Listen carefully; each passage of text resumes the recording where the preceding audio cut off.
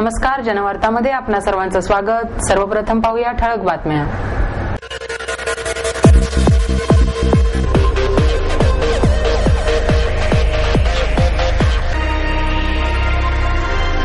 सत्ताधाऱ्यांची टगेगिरी संपवा, भाजपाचे राष्ट्रीय उपाध्यक्ष गोपीनाथ मुंडे यांचं मतदारांना आवाहन।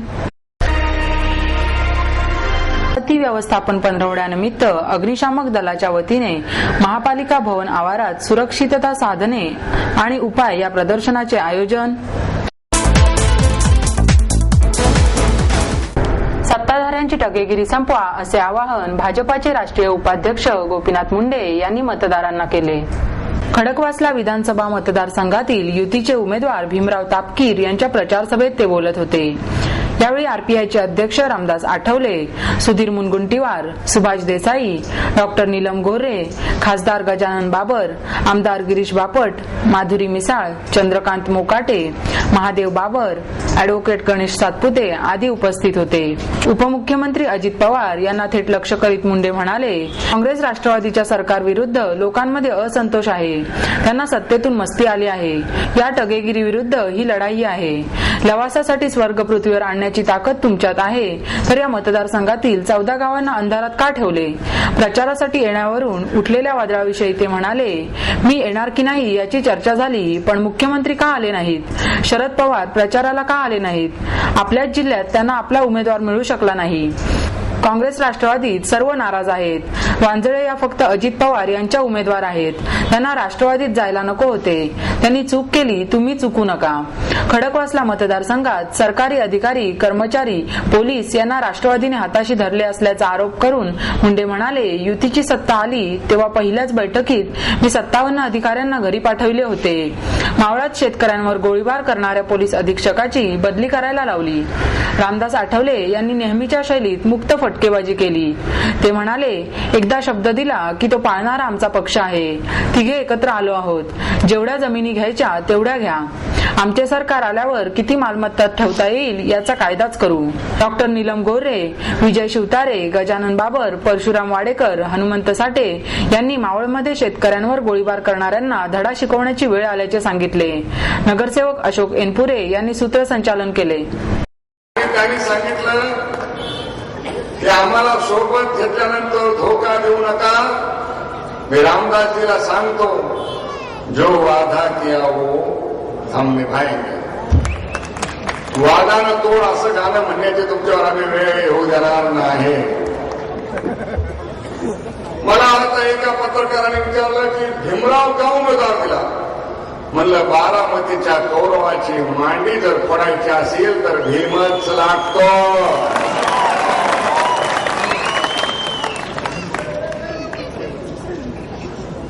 मी पत्रकारांचा मनापासून आभारी आहे की गेले 15 दिवस मी येणार का नाही, जाणार का नाही, येणार का नाही असं ते लिहित होते। या महाराष्ट्रात राजकारणात काही उलटा पलट होईल, पण शरद पवार घराण्याचा विरोध करणारा एकमेव कोणी असेल त्याचं नाव गोपीनाथ मुंडे।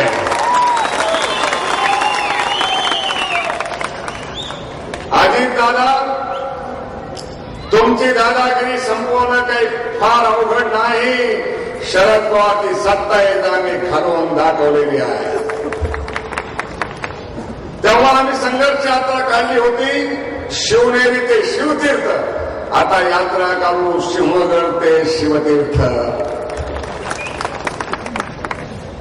तुम्हाला किती वर्ष झाले ह्या महानगरपालिकेत येऊन? किती वर्ष झाले? किती? अरे रामाला किती वर्ष वनवास होता? महाभारतात पांडवाला किती? पांडवाचं माहित नाही, बहुतेक राष्ट्रवादीचा, याला पांडवही माहित नाही। याचा अर्थ 12 वर्ष वनवास झाला तरी तुमचे प्रश्न सुटले का? तुमच्याकडे रस्ता आला का? चोरपदरी रस्ता करतो म्हणले होते, आला का रस्ता? रस्त्यात खड्डा आहे का खड्ड्यात रस्ता आहे कळत नाही। एखादी बाई जर आणली आणि घरात बांधून होईना गेली आणि ह्या रस्त्यावर नेली तर दवाखान्यापर्यंत जायची गरज नाही, 2-3 घंट्यातच मोकळी होईल. कांग्रेस और राष्ट्रवादी कांग्रेस का बदला लेने के लिए मैं यहाँ आया हूँ. कांग्रेस और राष्ट्रवादी कांग्रेस का बदला लेने के लिए मैं जा रहा हूँ भीमराव का पीर को चुनकर देने के लिए.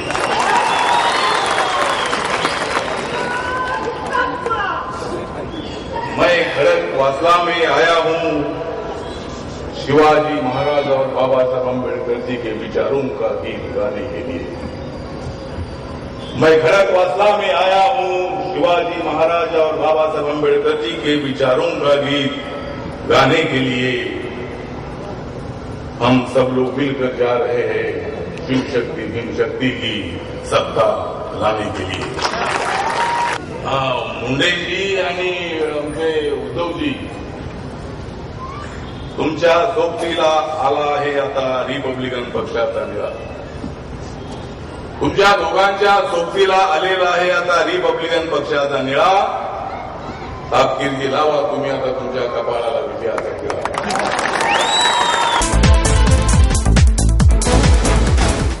आपत्ती व्यवस्थापन पंधरवड्यानिमित्त अग्निशामक दलाच्या वतीने महापालिका भवन आवारात सुरक्षितता उपाय आणि साधने या प्रदर्शनाचे आयोजन करण्यात आले. पूर, भूकंप, वादळ या आपत्कालीन काळात सुरक्षिततेसाठी काय उपाययोजना कराव्यात, आग लागल्यानंतर ती आटोक्यात आणण्यासाठी कसे प्रयत्न करावेत आणि त्यापासून बचावासाठी कशी काळजी घ्यावी याबाबतची माहिती नागरिकांना दिली जात आहे. प्रामुख्याने आपत्कालीन परिस्थितीत वापरण्यात येणाऱ्या रेस्क्यू व्हॅनसह विविध प्रकारच्या 50 साधनांची माहिती या प्रदर्शनातून नागरिकांना दिली जात आहे.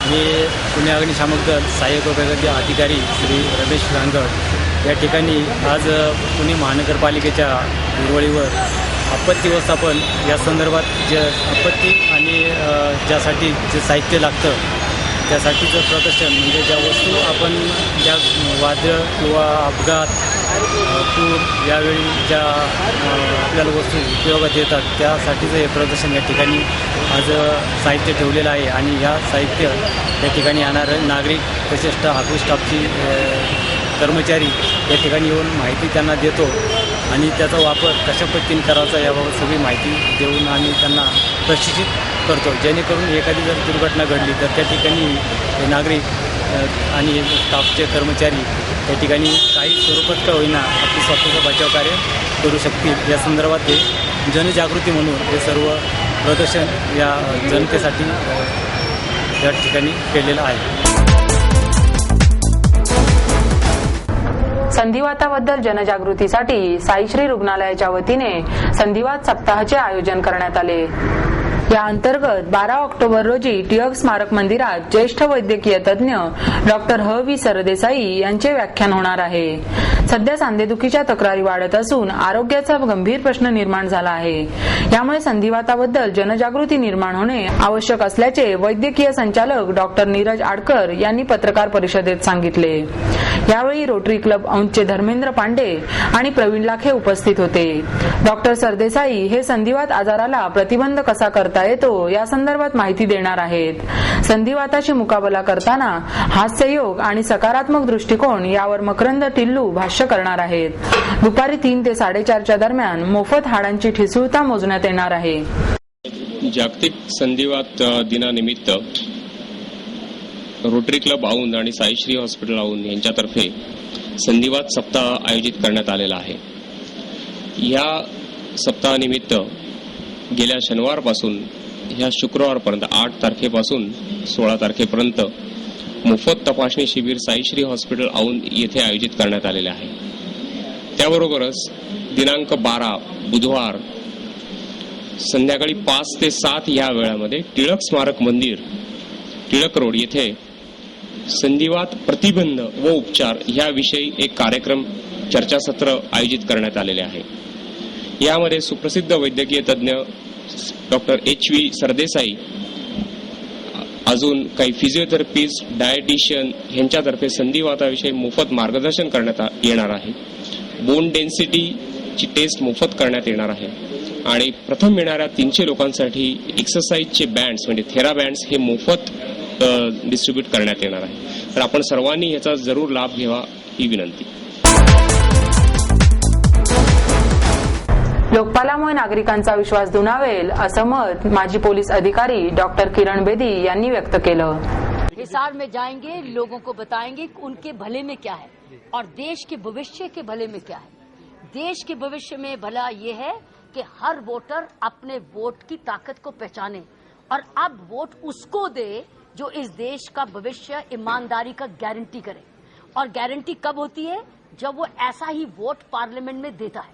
मुझे किसी का कुछ नहीं कहने से मतलब, मुझे इस वक्त सिर्फ यही मतलब है कि हम वोटर को अवेयर करें कि हमारा वोटर आज कास्ट नहीं मांग रहा, जात नहीं मांग रहा, फेथ नहीं मांग रहा. आज हमारा वोटर जाग गया है, वो ईमानदारी मांग रहा है और एक ईमानदारी लाने वाला कानून मांग रहा है जिसका नाम है जन लोकपाल बिल, जिससे सारा देश अनाथ के साथ जुड़ा था. मुझे सिर्फ यही कहना है, हिसार में जाके उन लोगों को अवेयर करना है कि ये है आपकी वोट की ताकत. अभी तक आप वोट देते रहे हो जिससे भ्रष्टाचारी आते रहे. अब आप उसको वोट दोगे जिससे भ्रष्टाचार मुक्त होंगे. अगर ऐसा व्यक्ति भी इलेक्ट हो गया जिसका पीछे में भ्रष्टाचार की शिकायत थी, लेकिन लोकपाल ऐसा इंस्टीट्यूशन है जो उसी भ्रष्टाचारी को पकड़ेगा. तो इसलिए ये भ्रष्टाचार मुक्त होने वाला देश है. मुझे एक ही काम है कि वोटर को हिसार में जाके बताएं कि उसकी असली ताकत क्या है, जो कि आज पॉलिटिशियंस रिकॉग्नाइज कर रहे हैं कि यही ताकत है. तो इसीलिए आज वायदे कर रहे हैं.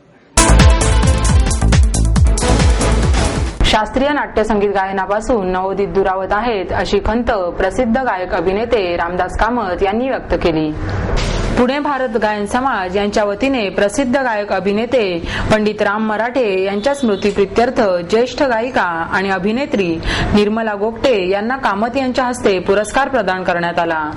कामत म्हणाले, शास्त्रीय आणि नाट्य संगीतात आपले स्थान निर्माण केलेल्या कलाकारांच्या मते शास्त्रीय आणि नाट्य संगीतात रागाला अधिक महत्त्व असते, तर सुगम संगीतात शब्दाला महत्त्व दिले जाते.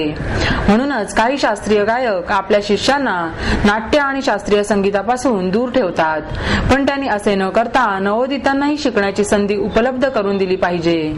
गोगटे म्हणाल्या, सध्या माझे वय झाले असले तरी माझ्या आठवणी मला पूर्वीच्या काळात घेऊन जातात आणि नवचैतन्य संचारते.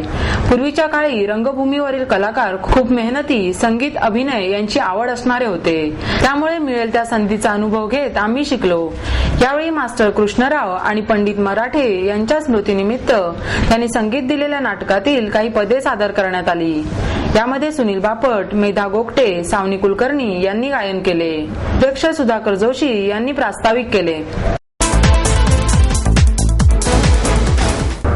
बहुरंगी या लोकनाट्य पुस्तकाचे प्रकाशन करण्यात आले.